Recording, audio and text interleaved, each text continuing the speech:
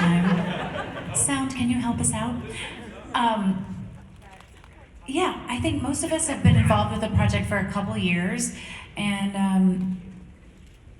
I did a lot of research. I read a lot of books. I watched a lot of documentaries. A lot of the things that my character experiences are very complicated and also very delicate, and I wanted to really be truthful and honoring the stories of people who are living those things in real life. But I will say, like, one of the starting points for me was the lyrics of one of the new songs that Alanis wrote, which is called Smiling. And the refrain is, I keep on smiling, I keep on moving, I can't stand still. And that, just those little sentences, for me, I was like, that's who this woman is. Like, she's putting on a face, but it's like a motor inside that is going to crash. And so for me, that was really like the key into the start of finding this character. You're also the key in, at least Diablo said, into her writing the book for the musical. So Mary Jane is the heart of this show. What was that like to know that everything's on your shoulders?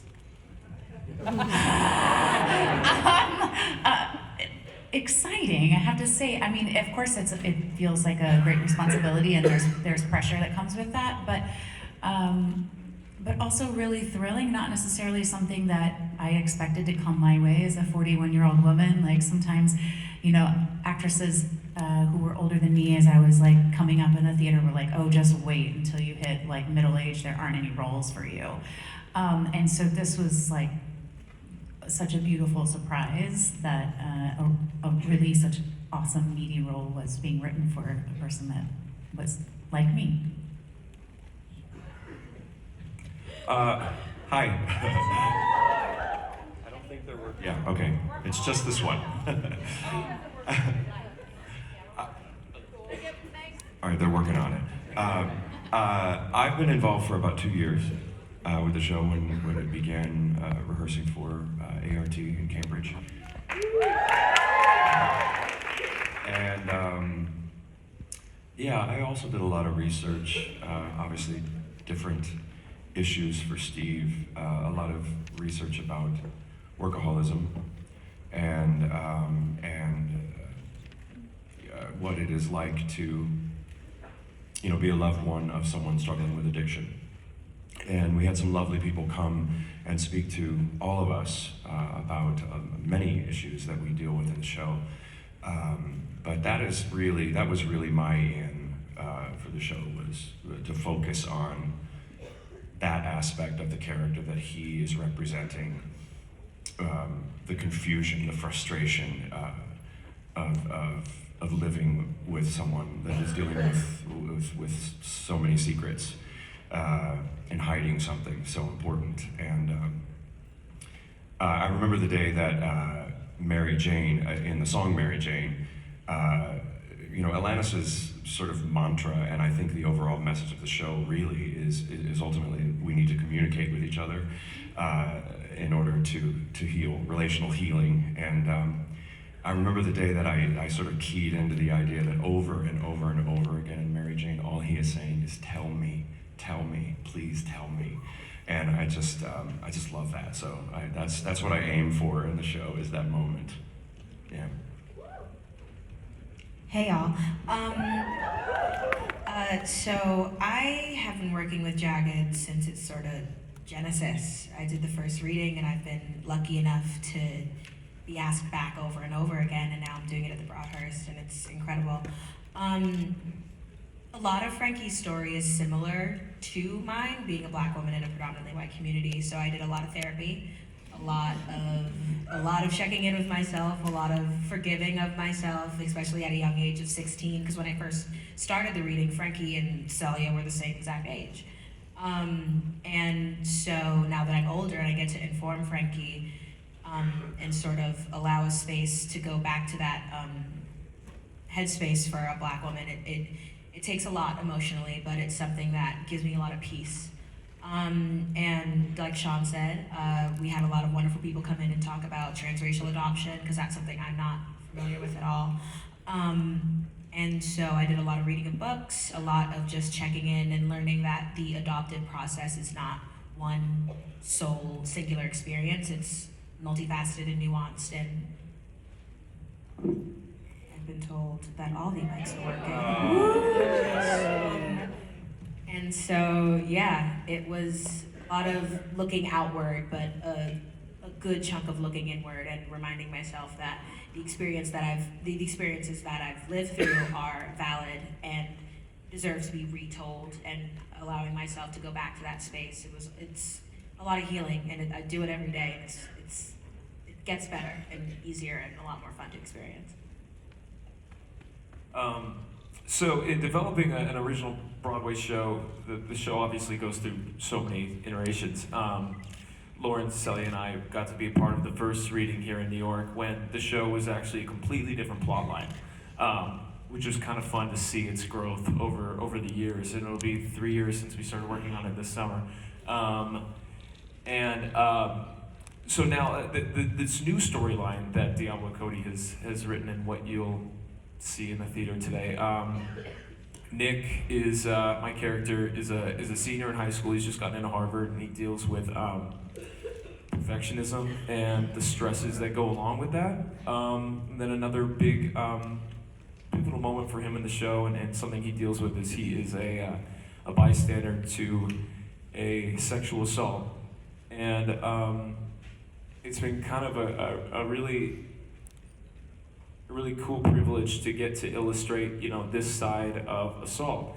You have the aggressor, and then you also have the bystanders or the witnesses, and there are more witnesses than aggressors, and I think that is a very important fact to remember. It's something that I've tried to illustrate through Nick and through the story that we're telling, which has been a great responsibility and a privilege to get to do.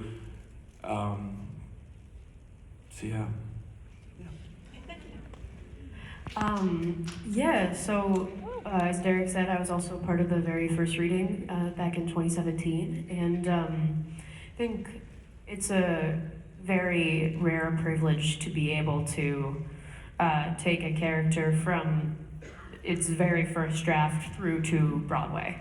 I've been part of plenty of developmental processes where I've come in the middle and left 3/4 of the way through. I mean, oftentimes you kind of just get to be a small part of a developmental process and help the writers and the creative team ultimately find the best crystallization for their story.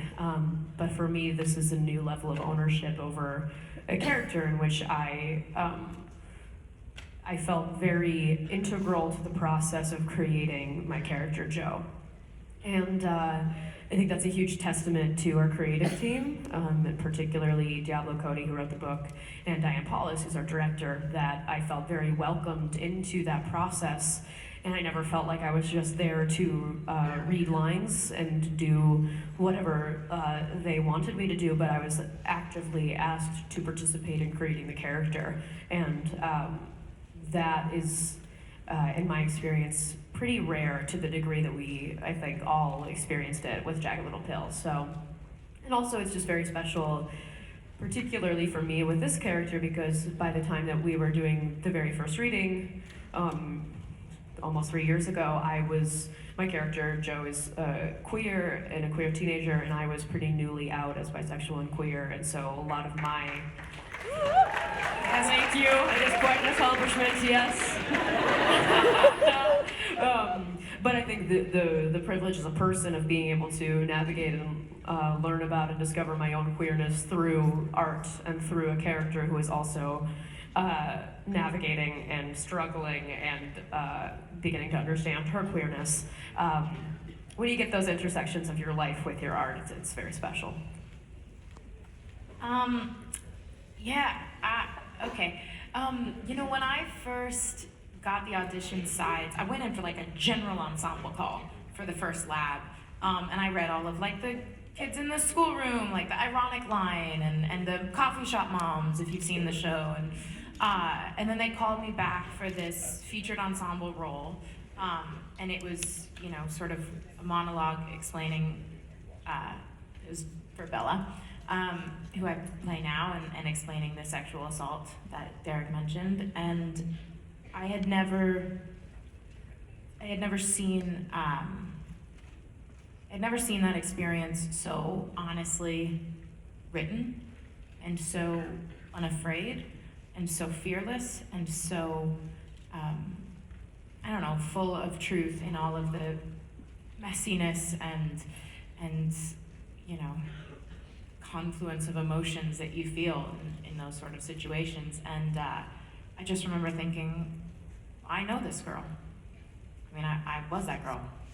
And I think that I got very lucky to kind of grow at this role from the place of, in the first lab, it was a one-scene character.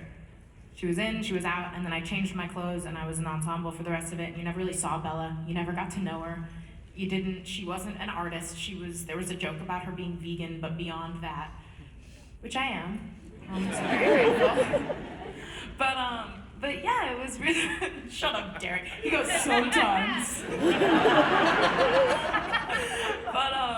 But truly, it was watching this growth from the first lab to where we're at now, where, you know, you sort of see Bella as a full person, and all of that is something I've never been able to witness a creative process like that sort of unfold, and yeah, be a part of those conversations. And I mean, working with our creative team every day is like a master class in every single one of their fields. They're like the greatest, so it was kind of witnessing that was awesome.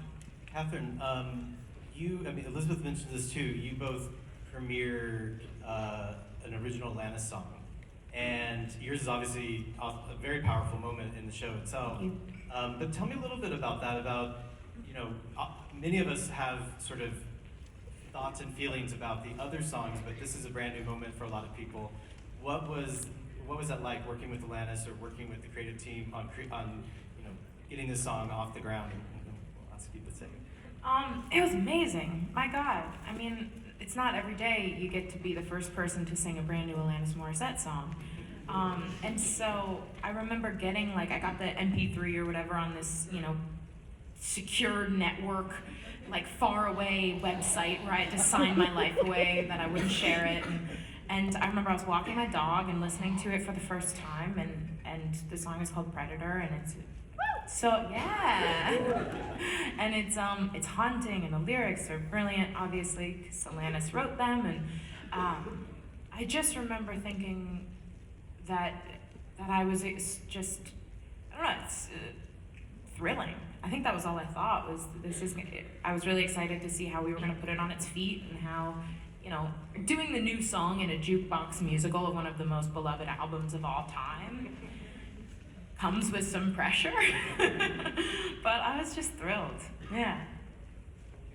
Yeah, I feel like it's really like a pinch me moment to be singing a new song that Alanis has written. In some ways, I feel like there's less pressure because, you know, the other songs Alanis has recorded and everyone is familiar with them and has a certain way of hearing them that they're used to. And so in a way, I was like, oh, sweet.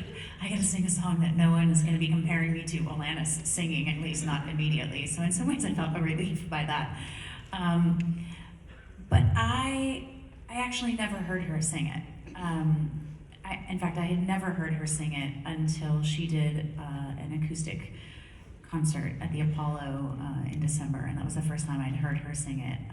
Our music director played it on the piano for me, and he said, "Do you want me to play the demo that she made?" I said, "I don't, because this is not a show where we're being asked to copy her, or we've actually been specifically asked to bring our own originality to things. And she's so wonderful and iconic that I know if I hear her, some of it will stay in my memory, and I'll be tempted to try and copy her a bit, and I really didn't want to fall into that."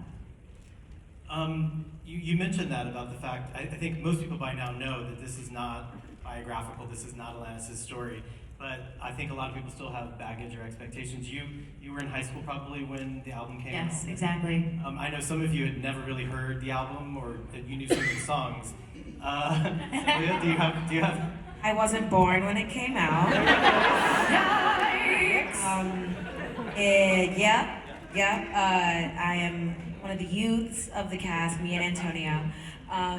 And so, actually, with one of the songs that Frankie sings, Ironic, one of the most iconic Alanis Morissette songs, I had known it, but I wasn't truly familiar with it until I started working on the show.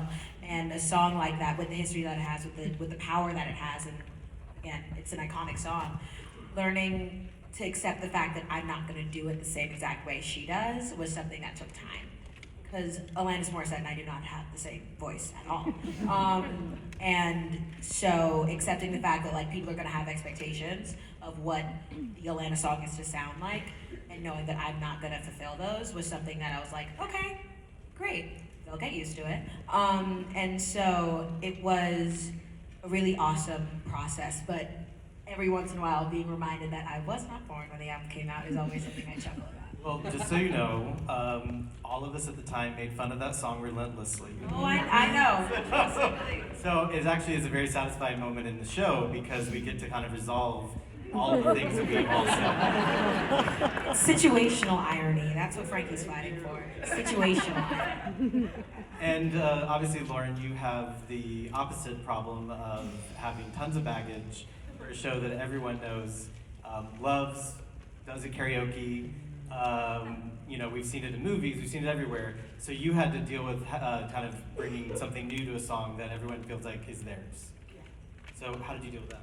Yeah, I mean, I have an interesting mix of both an embarrassment of riches and weird amount of baggage because I sang both Hand in My Pocket and You Oughta Know in the show. And particularly, I think with You Oughta Know, I was not the appropriate age for the album when it came out, so I knew the song, but I didn't have like a memory tied to when I first heard it. I didn't listen to it on repeat, so I didn't personally feel the internal pressure of, oh my god, I like this is my favorite song and how do I sing it and stuff, which was good for me, I think. And also, I didn't feel much pressure for a long time because I think the creative process was very open, very loving, and particularly from Alanis, I never felt any kind of expectation from her to do it a certain way or to live up to a thing that she did. And so the first time that I really felt pressure was the very first preview that we had out of town in Cambridge, because we kind of had heard through the grapevine that a lot of massive Alanis fans flew from around the world to see the first preview. Truly from around the world. It was unreal. And incredible. But so I remember I was backstage and I was getting warmed up to do You Oughta Know, and it kind of hit me that many of these people had been listening to her deeply iconic version of it for almost 25 years, and I was about to do it in a very different way. Because I think so much of finding how to do that song was how to keep it grounded in the story, and how to build the song in a way that I can actually do as an actor. Playing this character and not just doing it in a concert. So it was scary, that first moment of not knowing how people would feel about us taking this extremely famous song and doing it in quite a different way. But it's been so embraced by people and by our fans of the show, and that's been really humbling and gratifying. And so I think the creative team helped us find that kind of sweet spot of honoring what Alanis has always done with the song, and also giving our audience a new way to experience it, which is very cool. So, Sean and Derek, I'm very curious. I've been wondering this ever since I saw the show.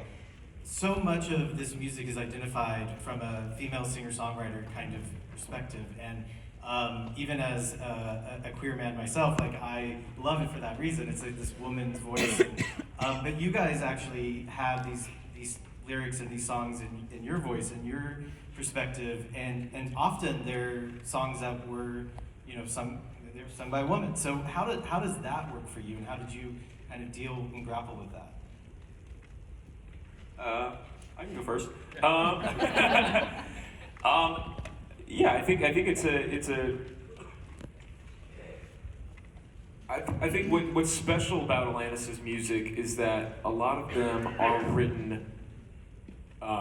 She deals with a lot of universal themes that kind of bridge the gap between gender and sex. I think a lot of her subject matter and her themes are relate to men and women and whoever sings it. You just have to bring truth to that theme and that idea of what the song is about. So, and I'll piggyback on some of what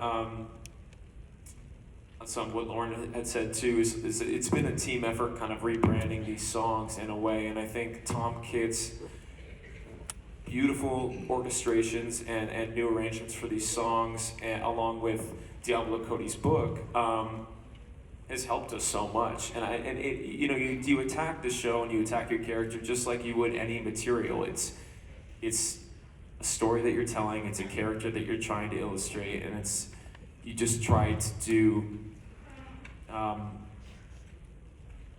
We try to make Alanis proud and drive those themes forward in what we're telling. So that's our responsibility as actors, to kind of stay on track with that and bring new meaning to the songs. And so with that in mind, it made it easy and kind of like I've said before, a cool privilege and a responsibility to us to honor the song yet honor the character. And it's been a cool process. It's been cool to see people's response to that, because they're used to hearing it. And Alanis has also said she's so used to hearing it, sung by a woman, that it's really cool to hear these male voices singing it. And so we're very lucky to do that. Yeah, it was an extremely collaborative process. So they were so lovely. The creative team was so lovely and gracious about listening to us. If it ever felt wedged in or shoehorned into a moment. So in the beginning, I would say that I did feel a little bit of pressure. Like, what is this going to be like? This song in a male voice, or any of these songs in a male voice. I remember hearing Alanis tell a story about, and Diablo Cody telling the story about how you had mentioned that she listened to the album when she was asked to take a stab at writing the book, and she keyed into Mary Jane. She knew right away that was the main character of the show, and that it would be sung by her husband. And that was the starting point for this story. And it really truly is, like Derek said, it's what it has grown into is that I get to the moments in the show and I don't think about it anymore. It just feels very organic, and it really truly is such a good book, and the music is so metaphorical and beautifully written that it just feels like you're doing a musical, which is how it should, But yeah, I also, like Elizabeth said, I felt a little bit of freedom in it because I knew it was already so different with a man singing it, that I didn't feel like I needed to do any kind of homage to Alanis. And in fact, sometimes it feels like freedom because I'm like, I can kind of do a little Alanisism on this, and it's going to still sound like me, but I know my favorite one is "My Mother Could." Totally like hear her in my mind every time in So Unsexy, and I love that. I love it. Whereas I have to leave my Alanis, and my Alanis version of "You Oughta Know" to just me doing it by myself in my room when it's when I. But you know what I mean? Like no matter what I do, it's not going to sound like Alanis. Don't say that. And another thing just one more thing that has helped with, and I think a lot of so-called jukebox musicals have it becomes all about the music and honoring the artists that the show is about, so that the setups of the songs end up being the whole thing ends up being, how are we going to fit this song in here? How are we going to fit the song in here? This is what this artist is known for, so we have to put it here. But we've been helped out a lot. I feel like it's been easy to integrate these songs into the show because of how seamless Diablo Cody has kind of placed them. The transitions into the song feel very organic and very real, so it's easy to kind of get into the song as our characters, not feel like we have to perform them as the song that Alanis wrote. You know, now we've taken a new ownership of them in a way. So, you know, you guys are obviously some of the main leads here on stage, but there's a whole other part of the cast. And I believe you think of the ensemble as the conscience, is what Diane and you guys have all told me. Correct. So I'm curious about how that developed and how you kind of work with this chorus of voices and bodies and how they work with you in those moments. I mean, our ensemble is incredible. They're great. They're so amazing. Every single one of them is this really special, unique, extraordinary talent, like ball of energy. It's awesome. But I think for all of us working on the piece, the creative team and the actors as well, like it became very clear early on that a lot of Alanis's lyrics are quite cerebral and have like a bigger concept, which is really unique, I think, for pop music writing. A lot, because her music also manages to be quite catchy.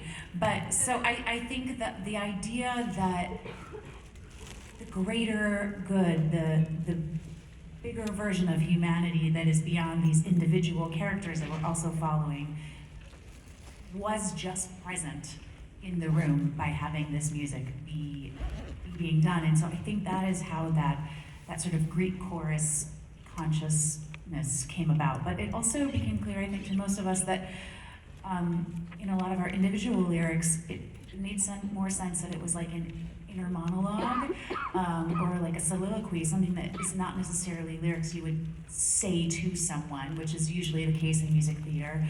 And so to me, that really opens it up too, because the whole idea of soliloquy, like who are you talking to? Are you talking to God? Are you talking to the universe? What is that? And so for me, that also is like we're in constant connection with that sort of bigger picture. I think I agree with Elizabeth wholeheartedly. The conscience is, in my opinion, the most important part of the show. My favorite moment of the show is Wake Up, and that's the moment. It's for those of you who see the show, you know what I'm talking about. It's my favorite moment of the show. You see the principal characters were being moved around on these giant panels, and we see members of the conscience physicalizing. That's a word. Putting it into their bodies, what we're feeling, and you see these moments of these beautiful, beautiful dancers throwing themselves around in the same way that the principals are sort of dealing with themselves. It's in the process of putting the show together, it was clear that each principal would have a sort of body double. We see it in, especially with MJ's track with Elizabeth and Heather Lang, who is simply iconic. We see her in Predator too, and yeah, it's great to have these dancers sort of, again, physicalize what the principals are feeling when they can't, because like Elizabeth said, so much of Alanis's music is internal. And to me, it feels like it's, like Elizabeth says, something that isn't really said out loud, but it's something that's felt. And so getting to see it actually like physically and primally and viscerally, all words, I hope are actually words. It's a beautiful, beautiful experience. It makes it really, really clear, and it draws the audience in, and it allows them to truly, absolutely see what the character is feeling instead of guessing. It eliminates that option of guessing. It makes it clear, and it's just a testament to our choreographer, Cindy Larby, and Diablo and Alanis, and it's magic. I think too, a lot of what I think about with how our ensemble and our conscience works in the show, and one of the many special things that I think our show does particularly well is that, I don't know, I guess in musical theater, perhaps the traditional view of an ensemble is like this monolith of tap dancing people, that sort of all like wear the same costume and are behind whoever is singing the lead number and all this stuff. And, I think that what Diane, particularly as our leader with the show, really actively sought is to have each member of our ensemble be a really unique, energetic, powerful presence on stage. And so with that, rather than this kind of concept of like, oh, well, the ensemble comes in to like dance more behind people, or we all do the same things, it's actually like we have this world that's created by these incredibly special performers who all are deeply singular people, and that comes across on stage. And so I think finding that balance of having these people who are completely singular and also create this world that is like a unit of our consciousness, I think is really special to see on a Broadway stage. And it pushes, to me, I think it pushes back against this notion that the ensemble is like a different kind of thing. That the, like for us, it's really, we are an ensemble show, and so we are part of the ensemble, and I hope to see more of that on Broadway stages, because it's just everybody is a deeply special singular performer in our company, and there's no reason that perspective on how a Broadway musical should work can't be done in other shows. You guys mentioned working with Heather, and I'm curious about working with Larby, the choreographer. I'm not going to try his whole name, but I mean, Diane had told me that the uninvited moment sort of happened spontaneously one night, late on a rehearsal during development, like some ratty couch, and you guys started realizing that there was this doppelganger kind of idea, and you guys kind of figured. Tell us if did that happen? The story is true. Okay. Diane is tireless in her exploration of creative moments, and so it was one of those things where it was like we were running out of time before we were doing this presentation of the lab, and so they said, can you just like stay after rehearsal? We just want to kind of like see what we have here with this number, and I said, sure, okay. And Heather had been working with Larby, City Larby Tricari, and Larby had very specific ideas of the movement that she should do, but he is also like extremely malleable and loves to see like what you as an artist bring to something. So I think he's very interested in your own personal version of that. So I think he had specific choreography ideas for her, but then it really became something that she also created. And so they kind of were like, Elizabeth, just sit on this couch and let's like see what happens. And they did. They turned all the lights off, and I can't remember. It was like someone's like iPhone like flashlight or something. They really wanted to like create the mood, which I appreciate. I mean, it makes me feel like a bad actor when you're like, I can't do it till I'm in a costume. But it like really did help, because it is such a specifically like spooky moment that it felt like safe to be exploring such a like unabashedly like dark private moment in a room that was like quite private and quite dark. And so you were kind of figuring out his hip hop, whatever style. Yes. Believe it or not, I consider myself a strong mover. Strong mover. And so when I read into Larby's massive history of choreographing and knowing that he choreographed ape shit for the Carters, I was like, so I'm gonna be doing what now exactly? And Unprodigal is such an important moment for Frankie. It's the moment where she is finally allowed to express herself in a way that isn't whitewashed, in a way that just feels truthful and fierce as hell. And a lot of Unprodigal for me was getting out of my own head and realizing that this is not about me and how I judge myself when I move. It's about Frankie expressing herself, and the way that she expresses herself is through movement, it's through action. She's less of a talker and a lot more of a doer, and that gets her in trouble sometimes. And I think exploring that side of choreography and exploring that sort of movement in my body and in my person was really, really freeing. Because Larby is so passionate, he's so ready to give of himself to make sure that someone else feels supported, and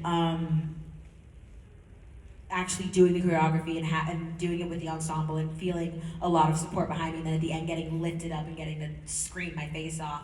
It's really, really awesome.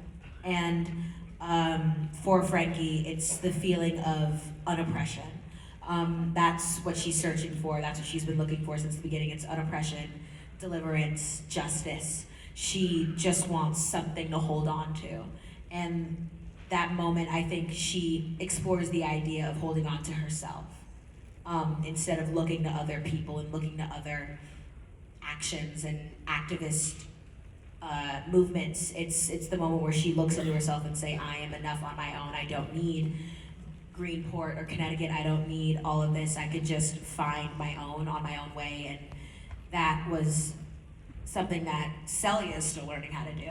And so having the opportunity to sort of step out of myself and step into Frankie and step into the idea of leaning onto oneself and moving and expressing and just, it's awesome. It's awesome. So, okay. No, I just wanted to piggyback on that. Larby was also just so integral in getting back to the conscience idea in the show. He was so integral in figuring out how that would work physically on the stage, emotionally on the stage. There was so much work that was done that wasn't even necessarily specifically dance. It was about incorporating truly a true Greek chorus into these pivotal moments in all of these characters' lives, and the creative staff was so adamant about them being true participants in the story, as opposed to just like we were saying, just an ensemble. He's incredible. He's so emotionally driven in everything that he does that it was incredible to work with him. The only thing I'll add to that, as someone who did the full conscience track at ART, and was in all of those rooms when we were, like, also I will say, I too would consider myself a strong mover with many years of dance experience still, but when you're doing Unprodigal Daughter next to Ebony, I mean, it's like cruel and unusual punishment to have to do that on the stage. But it was really, really a cool experience to get to do that choreography, which, by the way, after my dance call, I called my reps and I was like, I really thought I had it, but they just saw me dance and we had to do the hand in my pocket claps, and it was a disaster for me personally. Thankfully that was overlooked. But I will say, our ensemble, the way that conscience, every single one of them has a specific intent, every single person, and Larby creating this entire world, moments that were cut, like we were in the closet and so unsexy at a point, and there's just all these brilliant moments that we sort of workshopped and that maybe didn't even make it into the show, but I personally am just so deeply grateful that sort of to have that opportunity learning all of his choreography and all of that, because he's a true mastermind, and I doubt this will be his last Broadway show, even though it's his first, which is insane. I just want to comment on that too. I remember that time and watching, it was so beautiful. I remember watching the actors helping one another, because some people in our ensemble specifically are insanely amazing singers, but dance feels not as strong for them, and vice versa. And so I just remember people being like, Ebony, yes, let's work on this vocal part, and then people being like, Catherine, yeah, let's go over that again. You needed a lot of help. And it was just it was really cool to see that shared artistry and respect for each other, and this is my weaker point, this is my stronger point, let's lean on each other and get there together. You know, because I think so many people picture like the industry and the business of Broadway being so competitive and cutthroat, and you know, you got to be the best if you're going to get into the room. And this was really so human and really, really awesome to witness and to be a part of a company that is like that for each other. Yeah, it's a lot of what they've been saying. I would just say, add to everything, that City Larby is like an expert in body language, and that is something that in our scenes and through our characters, he was so instrumental in helping us find that emotion, and going back to the conscience and what him and Diane built, and how they use the conscience throughout the show. Body language and human interaction is such a huge theme and an important factor to our show. And I think Larby was so instrumental in kind of sculpting that and using the conscience in a way, you know, because we're all driven to make decisions through our inner conscience, and to see that physicalized on stage, to have these literal forces pushing our characters in either direction and helping them make their decisions. Larby was just kind of invaluable when it came to all of that, and helping us as actors understand that relationship between us and the conscience that was constantly surrounding us and influencing us.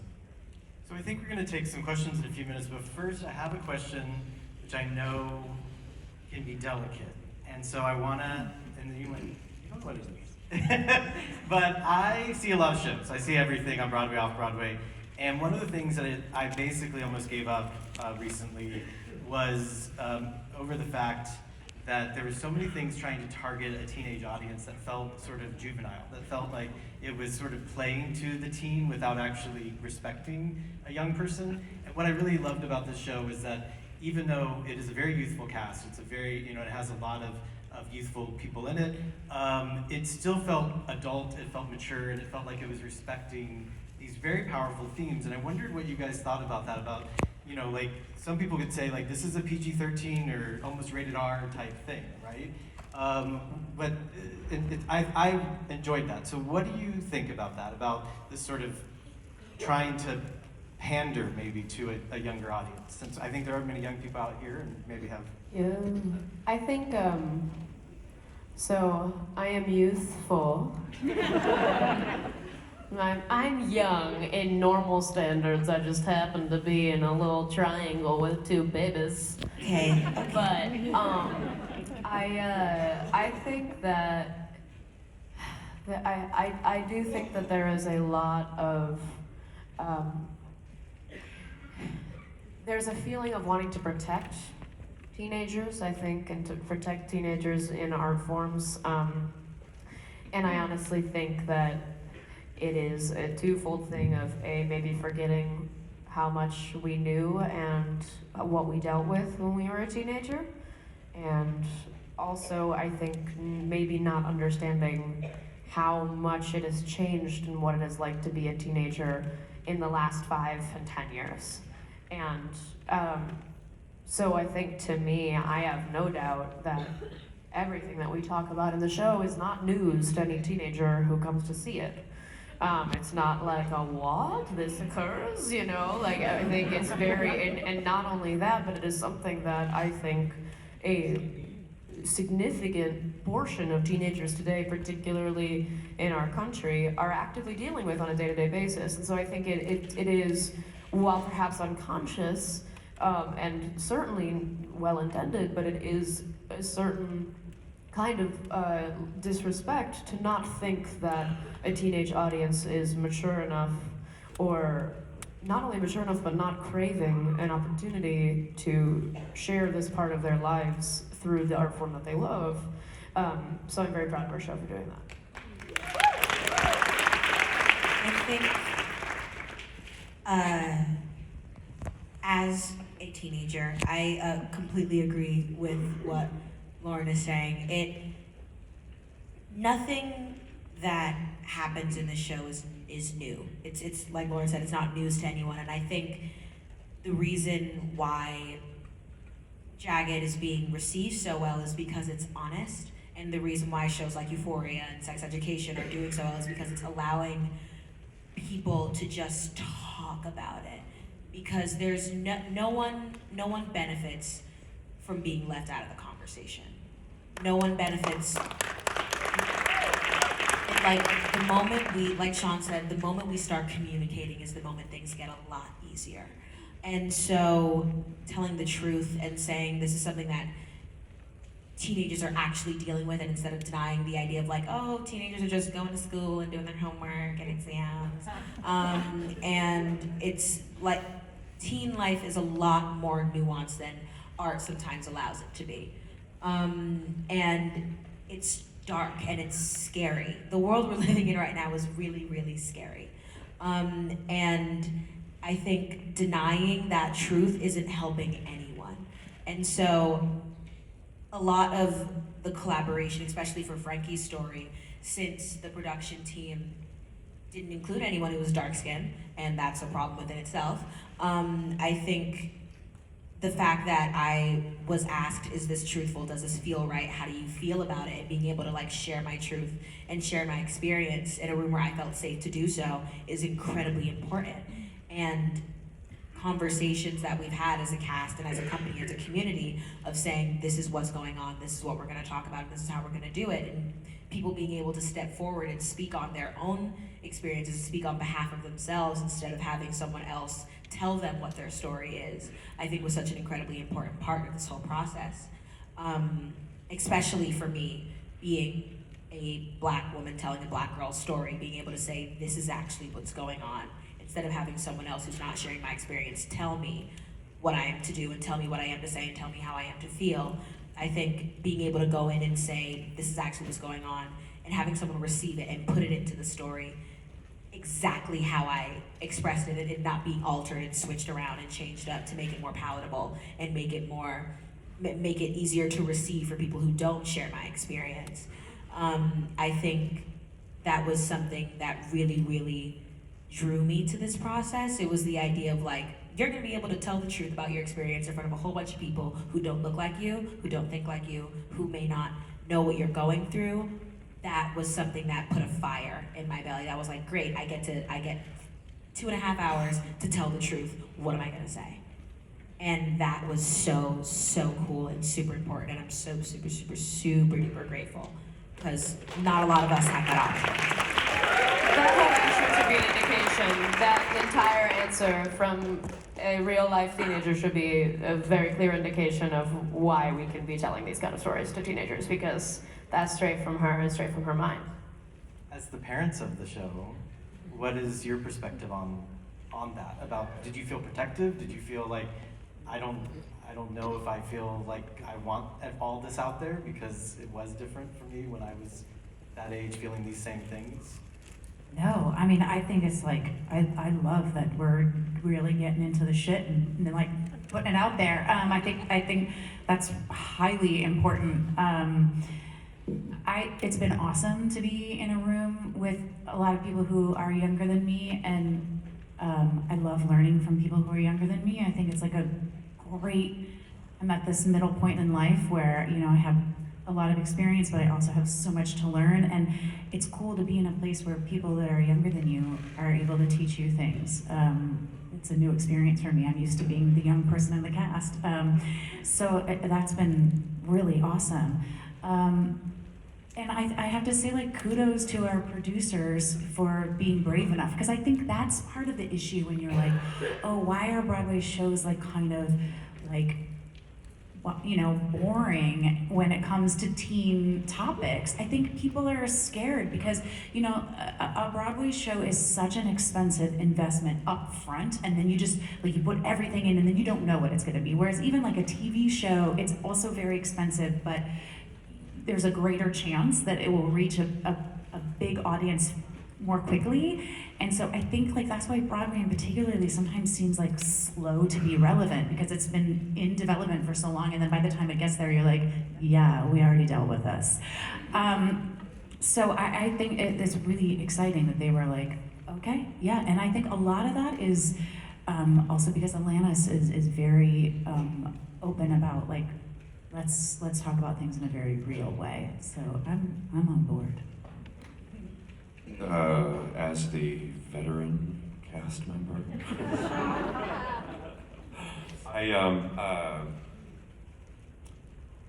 yeah, I think the show,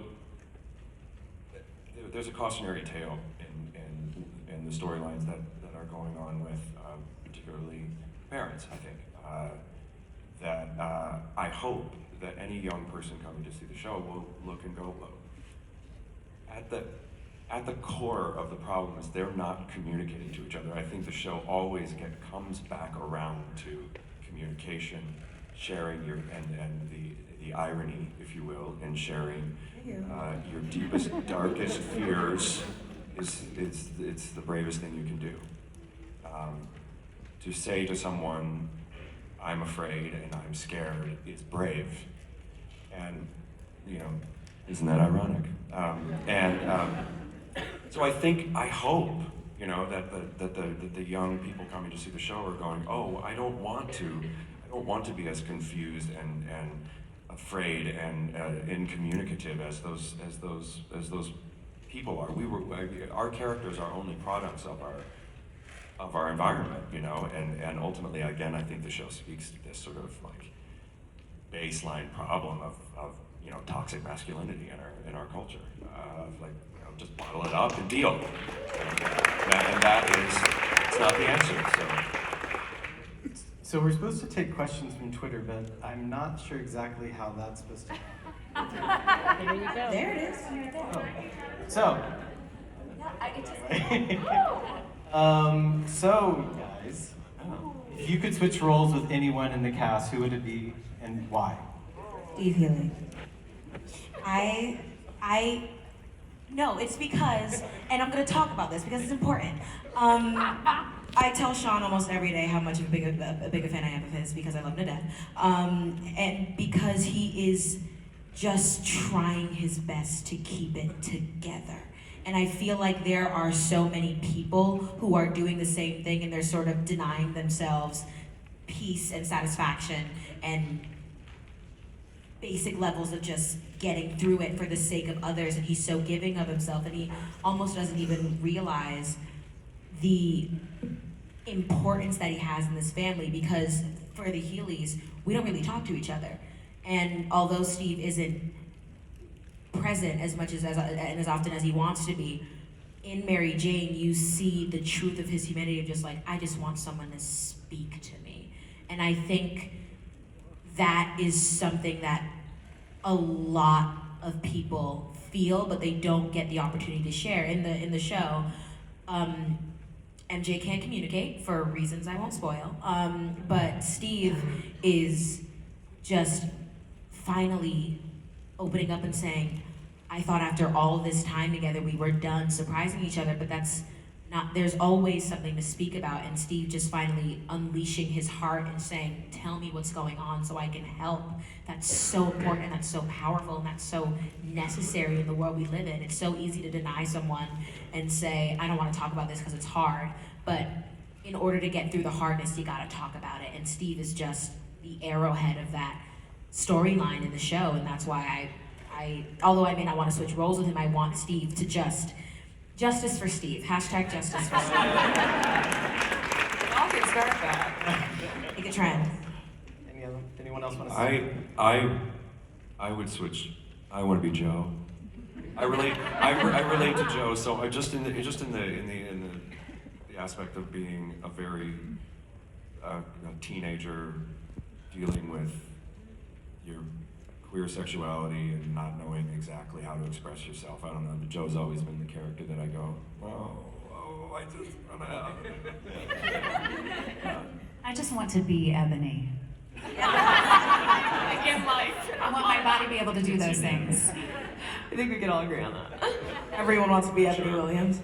Derek and I pretty much threatened to swap roles before every single show. So I don't know if. Yeah, I'm about to go to my scene, and I'm like, you just want to do this one? It's true.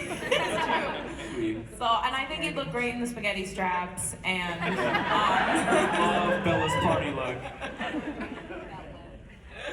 I know. We get another question? But one of the things that Lauren, you told me that I loved was when Senator Elizabeth Warren came to see the show at ART. My ride or die. And I think you guys saw her later during the Pride parade or something like that. But you told me that you would love to be able to sing "Hand in My Pocket" at all her campaign rallies. Of course, you're busy right now, but tell me. Yeah, but like, I feel like we can make it happen. Elizabeth Warren is truly the love of my life. And I just want to be at her rallies and be able to sing "It's Gonna Be Fine, Fine, Fine." I feel like Elizabeth Warren. Yeah, well, it was a very, I shared that with you because it was a very special moment, I think, for the entire cast. She came to see it in Cambridge, and that was prior to the midterm elections, and she had actually just come back from seeing deportation camps in Arizona, and this is when families were actively being separated and children were not with their mothers and were in literal cages and all of these things, and she was still deeply emotional from that experience and had just come to see our show, which is, a little bit emotional as well. Light-hearted family. It's a light-hearted romp. But yeah, I think it was very special for all of us to have this person that is, I think, a beacon of light in our country come to see our show. Thank you. And she looked all of us in the eyes, and because in a lot of ways it can feel futile. You think, like, what can I do? How can I be helping? How can I be standing up for what I believe in and what I think our country should be and all these things? I'm just an actor, And she looked us all in the eye and she said, what you are doing helps and matters. And she looked at us and she said, at the time, she said, we don't have the House, we don't have the Senate. We don't have the White House. We don't have any of those things right now. All we have is our voices, and you are all using your voices, and that's all that we can do. And a great way to use your voices, folks. Voting!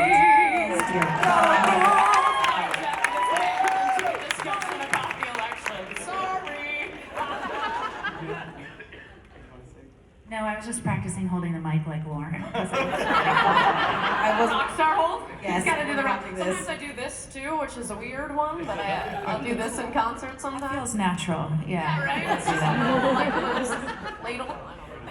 Well, I just want to say I do agree what you guys are doing is phenomenal, and I'm so happy that you're doing it so many days a week, nights, mornings, being here. So thank you so much.